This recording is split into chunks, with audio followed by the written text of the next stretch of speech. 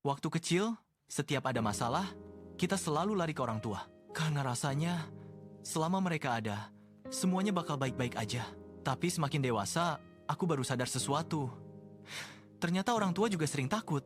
Takut uangnya nggak cukup, takut anaknya sakit, takut gagal jadi tempat pulang yang baik. Hanya saja, mereka nggak punya pilihan untuk terlihat lemah.